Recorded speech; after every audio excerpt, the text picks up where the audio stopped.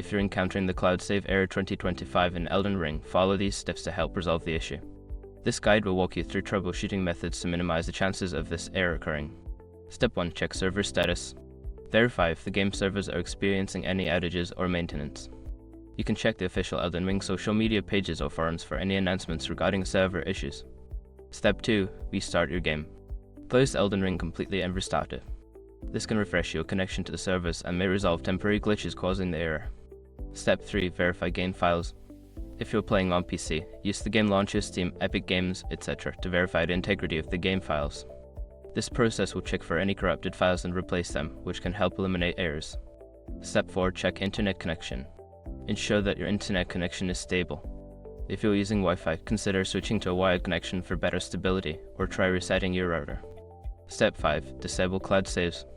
As a last resort, you can disable cloud saves in your game settings.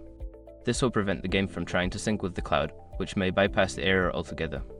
However, be cautious, as this means your progress won't be saved online.